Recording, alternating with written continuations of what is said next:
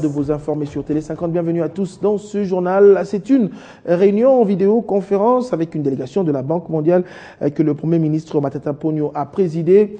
Réunion qui a traité des questions d'intérêt commun concernant le projet de transport multimodal dont l'une des composantes concerne la SNCC. Autre point, le parc agro-industriel de Bukanga-Lonzo que la Banque mondiale compte également appuyer. Suivez. C'est cette entrée qui voit arriver les différents invités à la primature. Pour le ministre délégué aux Finances, un habitué, il a même le temps de recevoir ou de faire un appel. D'autres personnalités arrivent à l'exemple de l'administrateur délégué de la SNCC. Une fois à l'intérieur, ils n'attendent plus qu'à participer à la vidéoconférence avec la Banque mondiale depuis Washington. Mais avant, un petit échange. On est positionné. Bonjour. Bonjour. Puis vient le Premier ministre. Je vous en prie. Juste le temps des salutations. Et Mactar Diop, le vice-président région Afrique de la Banque mondiale, revient sur le discours du chef de l'État au 15e sommet de la francophonie. C'est bon, alors nous sommes en ligne pour 60 minutes. Le président Kabila a fait un très beau discours à la francophonie. Ce discours est excellent. Il a été très bien. D'ailleurs, sa citation a été reprise par tout le monde. Celui qui a dit on ne remplace pas Abdou Diouf, on succède à Abdou Diouf. Et tout le monde après a repris cette citation. Il s'agissait de parler en gros du portefeuille de la Banque mondiale en République démocratique du Congo. Une des composantes les plus importantes de ce projet concerne la SNCC. On s'est accordé sur la manière de gérer, on va dire, les appuis que nous devons accorder, nous, en tant que gouvernement, et que de l'autre côté, la Banque mondiale va accorder également à ce projet. Hormis la question liée à la SNCC, les conférenciers sont revenus sur les récents passages de Mactar Diop en RDC, avec l'engagement de son institution d'appuyer les projets du parc agro-industriel de Bukanga-Lonzo. Cet engagement a été réitéré. Et un certain nombre de mesures ont été prises. Des cadres de la Banque mondiale, l'équipe locale ici à Kinshasa, comme une équipe de Washington, vont entièrement être dédiés à ce projet de parc agro-industriel. Après ces longs échanges, les participants s'en vont avec les sentiments d'obtenir gain de cause. En attendant, la population, elle aussi attend, partager ce même sentiment. On reste à la primature où c'était la traditionnelle journée porte ouverte. Et ce 6 décembre, le chef du gouvernement a reçu la visite des personnes à mobilité réduite. Ils sont venus de la East Eagle Foundation et la Fédération congolaise de personnes vivant avec handicap. L'hôtel du gouvernement ne fait exception de personne. Ici, ce sont des personnes à mobilité réduite qui sont aussi venues visiter les installations de la primature.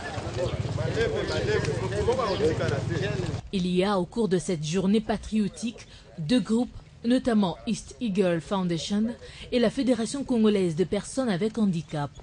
Une fois au jardin, c'est le chef du gouvernement Matata qui les rejoint. Devant le Premier ministre, ces deux organisations, par l'entremise de leurs délégués, ont reconnu la marque de considération ainsi que le soutien du gouvernement dans la concrétisation de leurs projets. Devons-nous être reconnaissants au gouvernement de la République pour des encouragements que nous avons trouvés auprès de vous et qui nous ont aidés à poursuivre la réalisation de notre projet. Matata Ponyo n'a pas manqué à les encourager tout en citant l'exemple de Martin Ekanga, initiateur de l'IZIPA et président de la FECOPEA. Que vous soyez sans handicap ou handicap, vous êtes Congolais, n'est-ce pas? Il n'y a pas de Congolais à moitié et de Congolais en entier. Nous tous, nous sommes des Congolais. Et à ce titre-là, vous avez le droit de venir ici revivre votre histoire. Comme pour dire que les portes de la primature restent ouvertes au public et ces personnes à mobilité réduite en sont reconnaissantes. Dans l'actualité de ce samedi également, lancement à Mbujimayi de la campagne de sensibilisation sur la fiabilisation du fichier électoral par le secrétariat provincial de la CENI pendant 15 jours, soit à partir du 10 décembre. Tous les sites électoraux du Kasaï oriental retenus afficheront les listes des électeurs en vue de recevoir des réclamations selon le cas de chacun.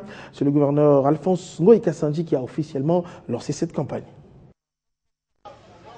En prélude de l'organisation prochaine des élections urbaines, municipales et locales, le secrétariat exécutif provincial de la Commission électorale nationale indépendante CENI Kasaï oriental veut être sûr que tout sera prêt. C'est dans cette optique que le gouverneur des provinces Alphonse Ngoï Kassanji a lancé ce samedi 6 décembre 2014 la campagne de sensibilisation sur la fiabilisation du fichier électoral. Selon Mme Marie-Josée Kapinga, secrétaire exécutive provinciale de la CENI Kasaï oriental, son secrétariat a déjà fait un pas dans ces processus en commençant par la stabilisation de la cartographie en ce qui concerne les groupements et villages ainsi que l'identification des sites de vote. Cette fois, il s'agit de fiabiliser les fichiers électoraux en rapport avec des électeurs qui ont connu une imitation, ceux qui ont perdu leur carte d'électeur ou encore ceux qui avaient connu un empêchement lors des échéances passées. Avant de lancer officiellement cette campagne, le gouverneur des provinces Alphonse Ngoï Kassanji a invité toute la population est-kassaïenne à aider la CENI dans la mise à jour du fichier électoral. L'autorité provinciale a recommandé aux agents de la CENI préposés à l'affichage d'user d'une bonne pédagogie pour inverser la tendance de la faible participation enregistrée au Kasaï oriental lors des échéances électorales passées.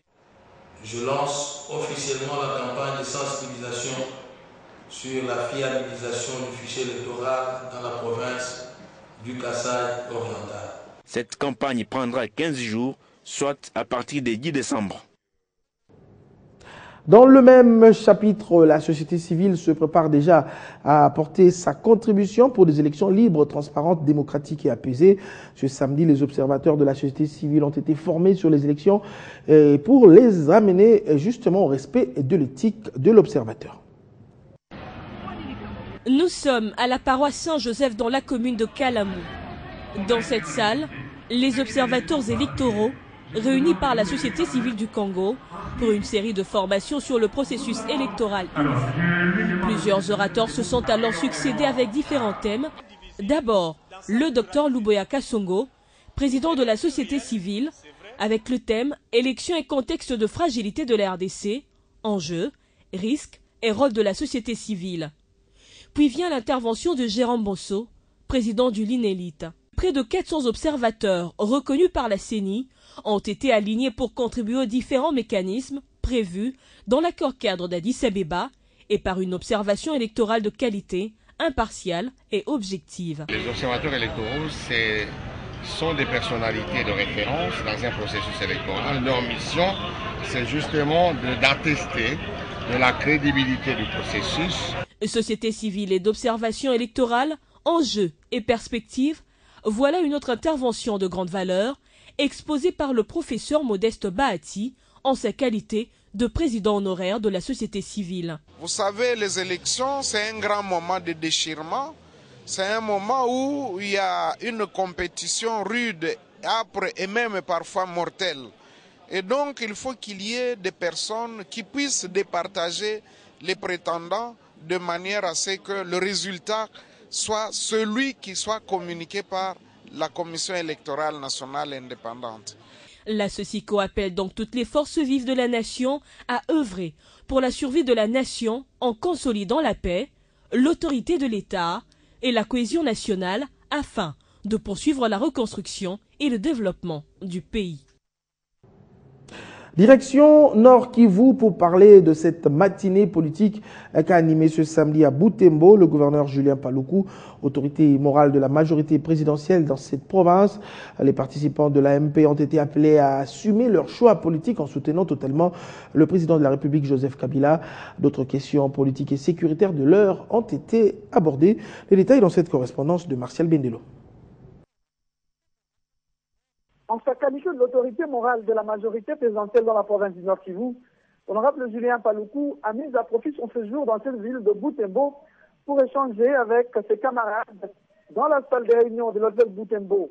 Il a été question de rassurer ses membres de la famille politique du chef de l'État sur certains enjeux au pays en général et dans la province du Nord Kivu en particulier. Revenons sur une conférence de presse tenue à Goma dans laquelle il avait révélé les noms de certains notables et fils du Nord Kivu qui seraient dans le coup de déstabiliser à nouveau le pays à partir de 2000. L'autorité provinciale a réaffirmé ses propos. Pour Julien Paluku, ces déclarations ne sont pas loin de la vérité. Ceux qui ne le comprennent pas aujourd'hui lui donneront raison. Car lorsque toutes les manœuvres seront mises sur une place publique, c'est pas étonnant d'entendre le nom d'un ancien rebelle être cité dans une nouvelle rébellion. Concernant les promesses du chef de l'État, Joseph Kabila faites à la population de Butembo, le gouverneur de Provence a rassuré qu'elles seront bel et bien réalisées, même si la non-réalisation pour l'instant de certaines de ces promesses, due à plusieurs contraintes, fait objet des discours populistes de certains opposants, a-t-il ajouté. C'est dans ce sens que Julien Paluku a exhorté tous les membres de la MP à soutenir totalement le chef de l'État Joseph Kabila, leur autorité morale, déterminée à moderniser la RDC, initiative qui se matérialise déjà sur l'ensemble du territoire national. Marcel Bendelo, Butembo, Télé 50. D'une province à une autre, rendons-nous au Katanga après l'incendie du 24 novembre sur le site de la DGDA près de Kasumbalesa. L'heure est au rapatriement des corps. Parmi les victimes, on a noté 3 Tanzaniens, un Zimbabwéen et un Zambien. La commission d'enquête est à pied d'œuvre pour dégager les responsabilités des uns et des autres. Les détails avec Josué Mouyumba. L'incendie du lundi 24 novembre sur le site DGDA du village Whisky, à près de 14 km de Kasumbalesa, continue de défrayer la chronique au Katanga. Selon une source proche du dossier, le nombre de décès est passé de 4 à 5. Parmi les personnes emportées par ce sinistre, il y a 3 Tanzaniens, un Zimbabwéen, un Zambien. L'heure est au rapatriement des corps. 4 corps sont déjà acheminés dans leur pays. Par contre, le dernier corps d'origine zimbabwéenne sera rapatrié le lundi prochain. Il convient de rappeler que, suite à cet incendie, 48 camions poids lourds et leur cargaison sont partis en fumée. L'affaire a même fait l'objet d'auditions du directeur provincial intérimaire de la DGDA Katanga à l'Assemblée provinciale. L'homme a fait toute la lumière sur les circonstances du drame. Pour l'instant, une commission d'enquête est à pied d'œuvre en vue d'établir les responsabilités des uns et des autres. Lubumbashi, Zio Muyumba, Radio Télé 50. Rendons-nous à Mwanda dans le Bas-Congo pour parler des actions sociales de la société pétrolière Perenco-Rep, à des actions sociales dans le cadre du développement durable réalisées selon des lignes définies ensemble avec le comité de concertation et de développement de Mwanda.